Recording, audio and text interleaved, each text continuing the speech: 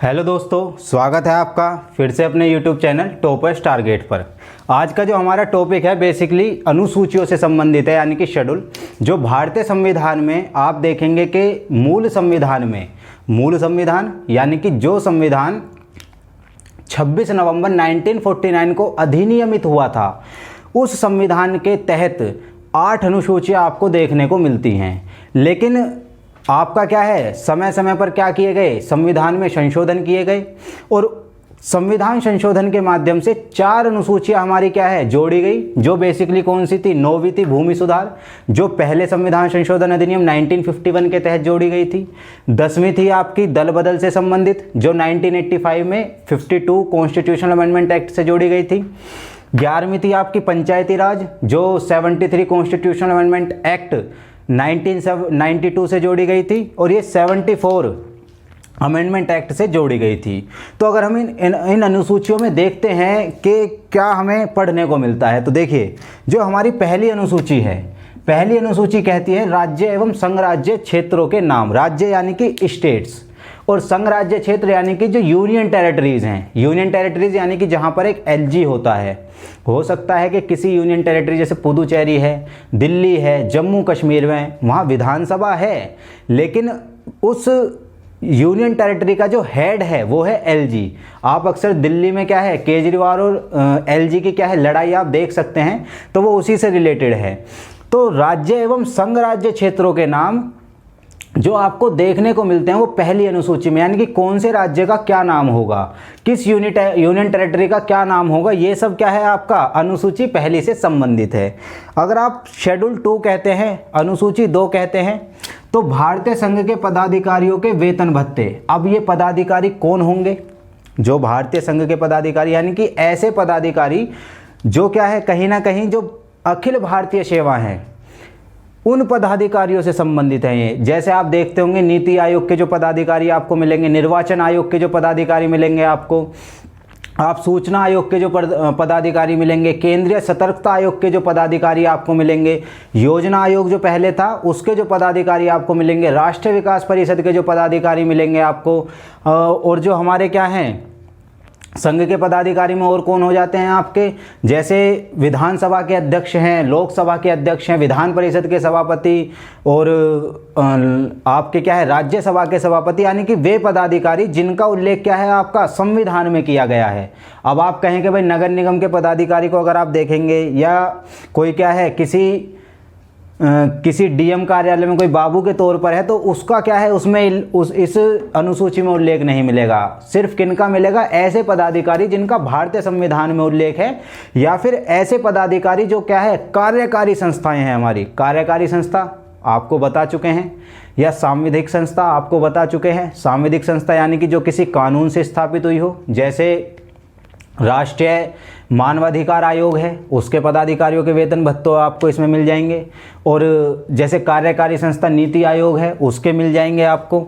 या फिर आप देखेंगे लोकसभा के अध्यक्ष, विधानसभा के अध्यक्ष, या आपके विधान परिषद के सभापति, राज्यसभा के सभापति, या जितने भी क्या हैं आपके एमपीज एमएलएज, ये सब जितने भी हैं, उन सब के जो क्या हैं आपके वेतन भत्ते हैं वो बेसिकली आपको अनुसूची 2 में मिलते हैं। तीसरी जो हमारी क्या है अनुसूची है वो कहते हैं भारतीय संघ के पदाधिकारियों की शपथ, यानी कि विधान परिषद के जो सदस्य हैं वो शपथ जो लेंगे। विधानसभा के जो सदस्य हैं, विधान परिषद या विधानसभा के जो अध्यक्ष हैं, लोकसभा राज्यसभा के जो अध्यक्ष हैं, आप इसमें ध्यान रखिएगा कि राष्ट्रपति क्या है इसका एक्सेप्शन है। राष्ट्रपति की शपथ किसके तहत आती है, आर्टिकल 60 के तहत आती है, ना कि अनुसूची 3 के तहत। तो जो भारतीय संघ के पदाधिकारी हैं, जो सुप्रीम कोर्ट के आपके न्यायाधीश मिलेंगे, हाई कोर्ट के आपके न्यायाधीश मिलेंगे, वो बेसिकली जो अपनी शपथ लेते हैं वो बेसिकली क्या है अनुसूची 3 में क्या है उसका उल्लेख किया हुआ है। अनुसूची 4 है राज्यसभा में सीटों का आवंटन, यानी कि प्रत्येक राज्य का कितना प्रतिनिधित्व है, ये आपको क्या है अनुसूची 4 में मिलेगा। राज्यसभा में प्रत्येक राज्य का कितना प्रतिनिधित्व है, जैसे यूपी के 31 क्या है आपके मेंबर हैं राज्यसभा में, तो इसी तरीके से कौन कौन से राज्य से कितने क्या हैं राज्यसभा की सीटें हैं, कौन कौन से राज्य का राज्यसभा में कितना प्रतिनिधित्व है, ये सब आपको देखने को मिलता है आपकी अनुसूची 4 में। इसके बाद आता है आपकी अनुसूची 5। अनुसूचित क्षेत्रों एवं एसटी के प्रशासन, एसटी यानी कि शेड्यूल्ड ट्राइब, अनुसूचित क्षेत्र, अनुसूचित जनजाति क्षेत्र के प्रशासन से संबंधित जो प्रावधान आपको देखने को मिलते हैं वो बेसिकली आपको अनुसूची 5 में मिलते हैं, यानी कि शेड्यूल 5 में मिलते हैं। तो आप देखते होंगे आदिवासी क्षेत्र हैं आपके बहुत सारे, जनजातीय क्षेत्र हैं आपके नागालैंड में हैं, आपका क्या है आप देखेंगे असम में भी आपको मिलता है, छत्तीसगढ़ मध्य प्रदेश में भी आपको ट्राइब्स मिलती हैं। और जो वर्तमान की आपकी क्या है, जो एक राष्ट्रपति पद के लिए जो क्या है एनडीए कैंडिडेट है द्रौपदी मुर्मू, एनडीए कैंडिडेट है द्रौपदी मुर्मू, जो झारखंड की पहली महिला क्या है आदिवासी महिला क्या है राज्यपाल रही। अगर वो राष्ट्रपति बन जाती है तो वो क्या है पहली महिला आदिवासी राष्ट्रपति होंगी। वो बेसिकली किस जनजाति से बिलोंग करती है, तो वो संथाल जनजाति से बिलोंग करती है। किससे? संथाल जनजाति से। तो आप देख सकते हैं, तो जो जनजाति क्षेत्र हैं, जो अनुसूचित क्षेत्र हैं, यानी कि ऐसे क्षेत्र जिन्हें क्या है अनुसूचित कैटेगरी में डाला गया है, उनमें प्रशासन कैसे होगा, उनसे संबंधित प्रावधान आपके अनुसूची 5 में मिल जाते हैं। अगर आप देखेंगे फिर अनुसूची 6 को, तो असम, मिजोरम, मेघालय, त्रिपुरा, असम, मिजोरम, मेघालय, त्रिपुरा, इन 4 राज्यों में जनजातीय क्षेत्रों का प्रशासन किस प्रकार से करना है, उससे संबंधित प्रावधान आपके अनुसूची 6 में मिलते हैं। यानी कि अनुसूची 6 में क्या है, असम, मिजोरम, मेघालय, त्रिपुरा में जो जनजातीय क्षेत्र है, उन जनजातीय क्षेत्रों को क्या है किस तरीके से क्या है उनके प्रशासन का संचालन होगा, क्या क्या उनके लिए क्या है योजनाएं आ सकती हैं, वहाँ के नियम क्या है राज्यपाल के। आप देखेंगे कि जनजातीय क्षेत्र में बहुत सारे जो नियम हैं उनको क्या है राज्यपाल ऑथराइज करता है। तो ये सब क्या है आपका, ये सब अनुसूची 6 में आ जाता है आपका। फिर अनुसूची 7 है, तो अनुसूची 7 आप जब देखेंगे तो भारत के संविधान में जो मान्यता प्राप्त क्या है भाषाएं, अगर आप अनुसूची 7 देखेंगे तो बेसिकली इसमें क्या मिलता है कि केंद्र और राज्यों के बीच जो क्या है शक्तियों का विभाजन है, केंद्र और राज्यों के बीच जो क्या है शक्तियों का विभाजन है, वो बेसिकली आपको क्या है अनुसूची 7 में दिखेगा। और इसके तहत क्या है हमारी 3 सूची मिलेंगी आपको। एक मिलेगी क्या संघीय सूची, एक मिलेगी संघीय सूची, एक आपको क्या मिल जाएगी राज्य सूची, और एक आपको मिल जाएगी समवर्ती सूची। तो आप देखेंगे संघीय सूची, राज्य सूची और समवर्ती सूची। अब ये आखिर ये प्रावधान क्यों हैं, तो आप सभी को पता है कि हमारे यहाँ क्या है संघात्मक राज व्यवस्था है, हमारे यहाँ फेडरल क्या है सिस्टम है।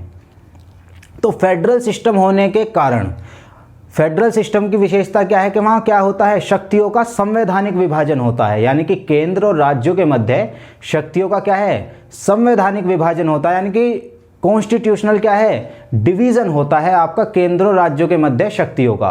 तो इसलिए अनुसूची 7 में क्या है केंद्र और राज्य से संबंधित क्या है जो शक्तियां हैं उनका विभाजन आपको क्या है देखने को मिलेगा। और उसके तहत क्या है 3 सूची आपको देखने को मिलेगी। जो पहली सूची है वो आपकी संघ सूची है। संघ सूची ऐसी सूची है जहां पर क्या है यूनियन गवर्नमेंट यानी कि संघीय सरकार क्या बनाएगी, संघीय सरकार यानी कि सेंट्रल गवर्नमेंट क्या बनाएगी आपके इस सूची में जो विषय हैं उन पर कानून बनाएगी, उनका क्या है संचालन करेगी। जो राज्य सूची में विषय है उनका क्या है राज्य करेगा, उन राज्य सूची के जो विषय हैं उन पर क्या है राज्य कानून बनाएगा। लेकिन इसका एक्सेप्शन क्या है 356 है, आर्टिकल 356 और 249 है, वो क्या है एक इसका एक्सेप्शन हो सकता है। 356 यानी कि राष्ट्रपति शासन के समय क्या है जो राज्य सूची के विषय उन पर भी कानून बनाने की शक्ति बेसिकली किसको मिल जाती है संसद को मिल जाती है। 249 आर्टिकल क्या कह देता है आपका कि होता क्या है कि कोई विषय संसद देखे कि हाँ भाई ये राज्य सूची का विषय है और इस विषय को क्या है एक राष्ट्रीय विषय के तौर पर क्या है यदि संसद देखती है तो संसद में एक प्रस्ताव पारित हो जाता है विशेष बहुमत के द्वारा। और जब वो प्रस्ताव पारित हो जाता है तो वो संबंधित विषय जो होगा जिस विषय को संसद देख रही है राष्ट्रीय विषय के तौर पर उस पर कानून फिर क्या है राज्य नहीं बनाएगा संसद बनाएगी, भारतीय संसद बनाएगी, चाहे वो राज्य सूची में ही क्यों ना हो। और आप देख सकते हैं समवर्ती सूची यानी कि कंकरेंट लिस्ट, कंकरेंट लिस्ट में दोनों का क्या होता है दोनों बना सकते हैं संघीय भी और राज्य भी। लेकिन जब इन दोनों के बनाए हुए कानून में कहीं भी क्या है टक्कर होगी तो किसको प्रेफरेंस दी जाएगी, आपके संघ को प्रेफरेंस दी जाएगी, यानी कि भारतीय संसद जो कानून बनाएगी उसे प्रेफरेंस दी जाएगी। और आप एक आर्टिकल 248 भी देखते हैं। 248 अवशिष्ट शक्तियों से संबंधित है। अवशिष्ट शक्ति यानी कि जो इन तीनों क्या है सूचियों में नहीं है, ना वो संघ सूची में है, ना वो राज्य सूची में है, ना वो समवर्ती सूची में है। तो जो इन तीनों सूची में विषय नहीं है उन विषयों को हम अवशिष्ट क्या है, अवशिष्ट विषय कहते हैं। और अवशिष्ट विषय पर कानून बनाने का अधिकार किसका है, भारतीय संसद का है। तो ये बेसिकली क्या है, हमने आपको अनुसूची 7 क्या है पूरी अच्छी तरीके से क्या है समझाई है। अब हम अनुसूची 8 देखते हैं। तो अनुसूची जो 8 है वो क्या कहती है, अनुसूची 8 कहती है कि संविधान द्वारा मान्यता प्राप्त भाषाएं। देखिए, जब हमारा संविधान लागू हुआ, जिसे हम मूल संविधान कह सकते हैं, वो बेसिकली 14 क्या है मान्यता प्राप्त भाषाएं थी। लेकिन 21st कॉन्स्टिट्यूशनल अमेंडमेंट एक्ट 1967 में आपको देखने को मिलेगा। 72 जो कॉन्स्टिट्यूशन यानी कि 72वां संविधान संशोधन हुआ वो बेसिकली आपको क्या है 1992 में देखने को मिलेगा। और 92 कॉन्स्टिट्यूशनल अमेंडमेंट एक्ट आपको 2003 में देखने को मिलेगा। तो इनके द्वारा क्या है लगभग और नई 8 भाषाएं जैसे नेपाली, कोंकणी, और आप देखेंगे जो 92 कॉन्स्टिट्यूशनल अमेंडमेंट एक्ट 2003 में हुआ तो इसके लिए आप क्या है ट्रिक याद रख सकते हैं, बोर्ड मास। बी से बोडो, डी से डोगरी, एम से मैथिली और आपकी क्या है बोर्ड मास एस से संथाली।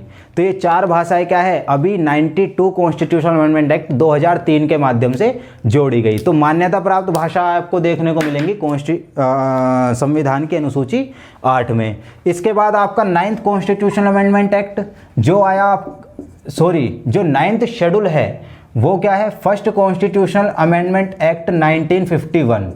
कौन थे उस समय प्रधानमंत्री, पंडित जवाहरलाल नेहरू। दरअसल हुआ क्या था, जब देश आज़ाद हुआ तो देश में लगभग जो 60% कृषि योग्य भूमि थी वो क्या है 4-5% जो आपके क्या थे जमींदार लोग थे उन पर क्या थी, उनके पास थी कृषि योग्य भूमि। तो अब होना क्या था कि हमें भूमि सुधार करने थे, यानी कि नेहरू जी क्योंकि क्या है समाजवादी विचारधारा के क्या थे नेता थे। और समाजवादी विचारधारा क्या कहती है कि भाई समानता हो, आय की समानता हो, चाहे अवसर की समानता हो, और जो मजदूर और जो वंचित वर्ग है उनका क्या है कल्याण सुनिश्चित किया जाए।